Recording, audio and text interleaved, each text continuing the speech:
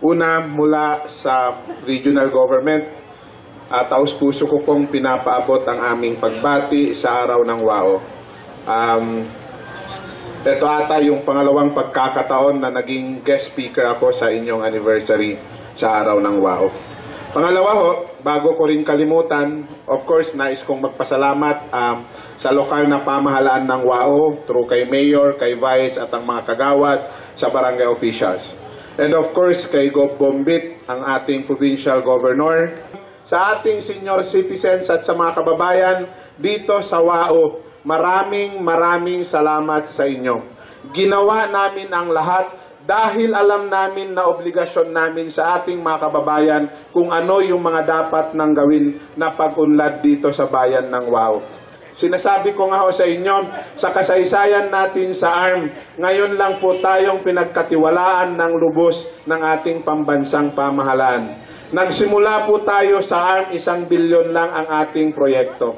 Pangalawang taon ho natin dyan, ginawang 5 bilyon. Pangatlong taon natin, ginawang 10 bilyon. Noong 2016 po, ginawang 20 bilyon.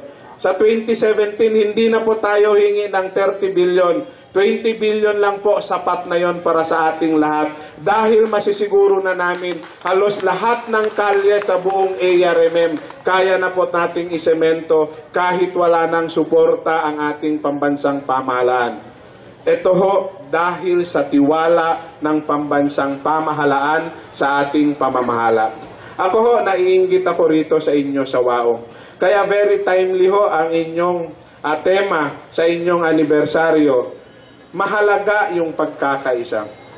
Sa anumang level ng pamahalaan, sa anumang level ng pamumuno. Ako, ito ho, tapatin ko kayo.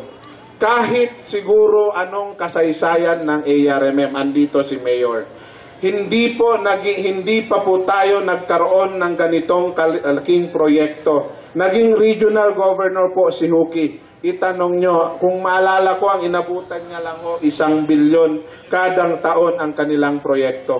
Tayo ho ngayon, etong taon na to, 20 bilyon po ang ating proyekto.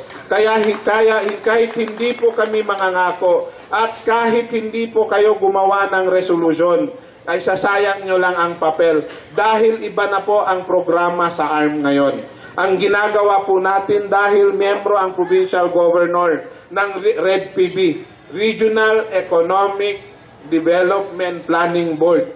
Lahat po ng pinaplano ay dumadaan dyan. Lahat ng mga proposal ng mga daan ay dumadaan dyan.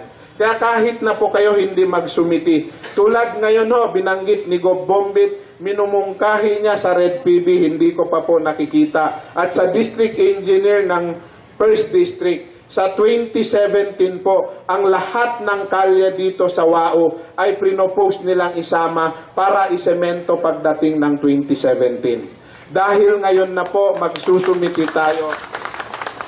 Ang pagsasubmit po ng project at budget para sa amin ay mula Enero hanggang Marso. Sabihin nyo na ho, masaya tayo rito. Pero higit na masaya tayo kung maging maunlad ang ating bayan, kung sementado ang ating daanan, kung ang ating mga patubig ay parating sa ating mga kabayan, kung ang ating kalsada po ay hindi na maalikabok, sigurado ako masaya na kayo. Kaya para sa lahat, mabuhay po ang mamamayan ng WAO, mabuhay po si Mayor Ballicao at ang kanyang tatay at lahat po ng konseho ng WAO. Mabuhay, happy anniversary. Maraming salamat po. Wassalamualaikum warahmatullahi ta'ala wabarakatuh. Guests, visitors, spectators, friends, ladies and gentlemen. Assalamualaikum warahmatullahi wabarakatuh. Una-una po, mabuhay ang WAO. I am overwhelmed to celebrate with you the very momentous occasion along memory lanes. I'm very sentimental because this used to be my second home for a couple of years with my husband. For some reason, hindi namin makakalimutan ng WAO. First, Barangay Kulikili used to be a municipality named Sultan Alawi Alonto in honor of my late grandfather. Second, my father, the late Senator Ahmad Dumuko Alonto, conceptualized the Dream Road when he was chairman of the Senate Committee on Public Works and Highways. The road shall directly connect Wao to Marawi City to make it the center of commerce where business between Lanao del Sur, Bukidnon, Iligan City, and Lanao del Norte will flourish and help bring about progress. With the Dream Boat, the travel time from Marawi City to Wao shall be shortened from 8 hours to less than 2 hours. Unfortunately, my father was not re-elected as senator, so it was realigned to another venture in Zamboanga. Nung maging deputy minister ng DPWH at sa kalaunan, naging congressman ang aking kabiyak na si Engineer Mamintal Mike Adjun Sr., itinuloy niya ang Dream Road project para sa pag-uudyok ng aking ama. Inshallah, matatapos itong proyekto sa 2017. Hindi na mahihirapan ang mga residente ng Wao na pumunta sa Marawi City at sa iba't ibang lugar ng Lanao del Sur. Lalo ring magiging progresibo ang ating probinsya dahil mabubuksan na ang daan kung saan ang kalakaran ng mga sariwa at mura nating proyekto ay bibilis. Isa pang rason bakit naantig ang aking puso pag andito ako sa Wao ay dahil nung nabubuhay pa si Mike, binalak namin mag-retiro sa bayang ito. Nakita naming dalawa ang malaking potensyal ng Wao sa larangan ng ekonomiya, infrastructure at agrikultura. Sinuportahan ko siya nung gumawa siya ng mga priority project tulad ng barangay roads, barangay halls, multipurpose building, waiting stage, school buildings at water system para umudlad ng husto ang Wao. Bago pumanaw si Mike, isa sa mga plano niya ay magpatayo ng Wao Domestic Airport. In fact, it was already started. Salamat naman at ituloy ng mga aking mga anak at si Regional Governor Mujib Hataman. Para may pagpatuloy ang mga ganitong development projects dito sa ating probinsya, kailangan natin ng mga leaders na may pananaw at malasakit. Busa mga kaigsuunan, dinhi sa Wao, sa katapusan ako manghinaot na unta, kita magkahiyusa sa pagpili sa leader nga maoy magdala ngadto sa kinatibok ang kalambuan sa atong lalawigan. Mga luksakan, pagari agong mga wataakan. Magisay sa tanong, adin may tataro sumapiya, a serbisyo agong kanilintad si isa Wao, sampurna si isa ingid tanong sa Ranao. Mabuhay ang Wao. Assalamualaikum warahmatullahi wabarakatuh. And now, let's have an awarding of School and Barangay Partnership Sustainable Clean and Green Program by our Menro, Mr. Luminog Pulayagan, and to be assisted by Mayor Elvino Balicao and Vice Mayor Mary Ruth Catalan.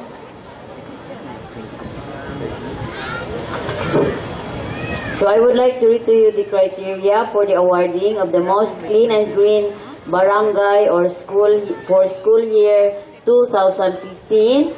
Operational or functional MRF 50%, beautification initiatives 30%, then policy support 20%.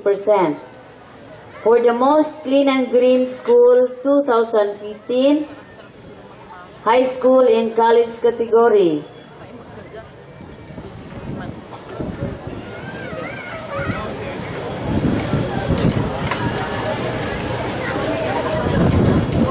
Okay, please come up on stage and receive your award, Del Sur Good Shepherd College. For the most clean and green school, year 2015. Please come up on stage. The Barangay or School Partnership Special Award to receive the 30,000 pesos. This award, special award, is given to Barangay Kabatangan and Barangay Kabatangan Elementary School. A round of applause, please. Thank you and congratulations. Now to receive the most clean and green barangay 2015, to receive an award of 40,000 pesos. Please come up on stage, Barangay Manila Group.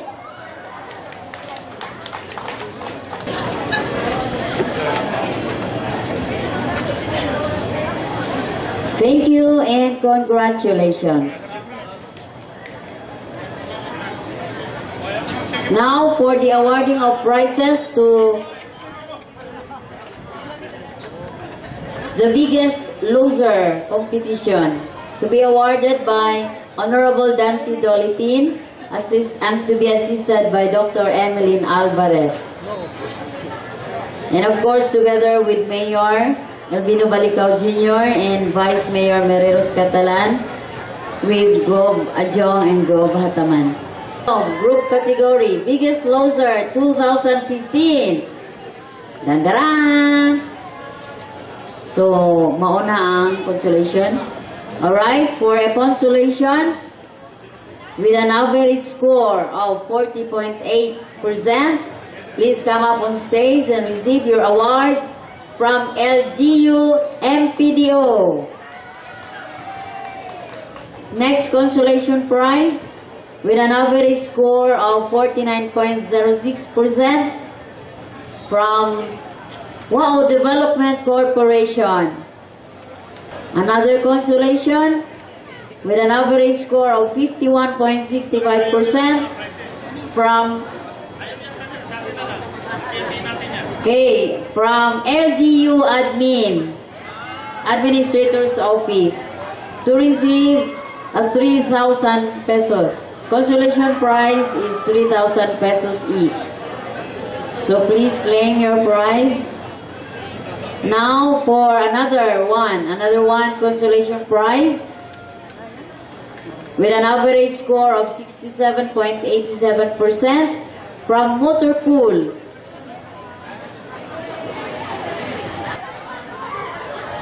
And the winner, first prize winner, with an average score of 88.04%, and to receive an award of 10,000 pesos, goes to the Rural Health Unit.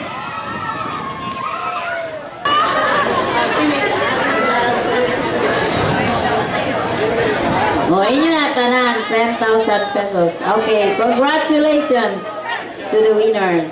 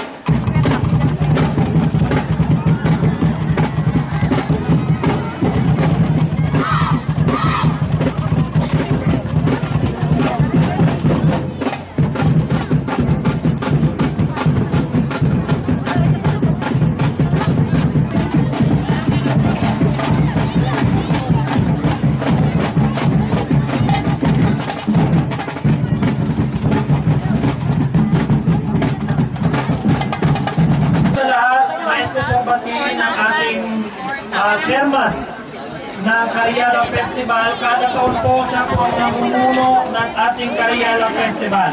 Ang aking pong personal na kaibigan, si Vice Mayor Meron Catalan. Nandito rin po ang lahat ng mga judges, mga huwis, na sa pagkakalam na po, isa po sila sa pinakamahirap na trabaho ang binigay sa kanila. Dahil kanina po, isa po sa mga judges natin, si Director Mapandi, mga kaibigan, ito pong araw ng WAO na ito ay nararapat lamang ng ating tema ay pagkakaisa. Wala hindi po naging madali sa loob ng 55 taon na naging munisipyo ang ating pinakamamahal na WAO. Marami po tayong napagdaanan. Kumbaga, ang tawag nila sa English, marami po tayong ups and downs. Dahil po ngayon, sa 55 taon, lahat po ng ups and downs na yan ay kasama niyo po kami. Dahil alam niyo po ang pagkakaisa at naipakita po ng WAO. At dito lang sa pagkakaisa, nakukuha po namin kayo.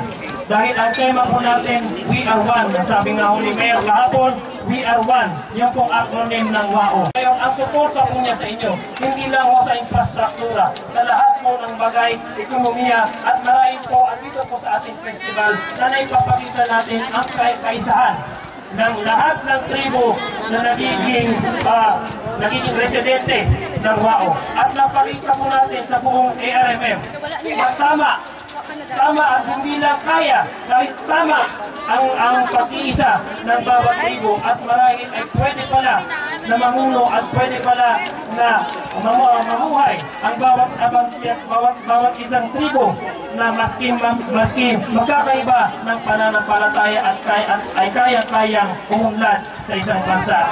Basta na mayroon dong respeto sa bawat isa. Ang pinaka-importante po sa atin ngayong araw ay nandito po ang ating mga magulang. Sila po ang naging rason kung bakit ang ating mga estudyante ay nandito para makilahok at makisaya sa ating festival. May mga investment po, may mga personal at investment po kami dito dahil emotional ang investment po namin dito sa WAO. Kapamilya niyo po kami. Kaisa niyo po kami ang pamilya at Diyos dito po sa WAO. Maraming salamat po sa pag-imbita. Congratulate ko po ang lahat ng mga delegates, lahat ng mga participants ng bawat school at lahat ng tribo. Maraming salamat po at magandang araw po sa inyong lahat. Happy 55th araw ng WAO. Wassalamualaikum warahmatullahi ta'ala wa barakatuh. Mabuhay!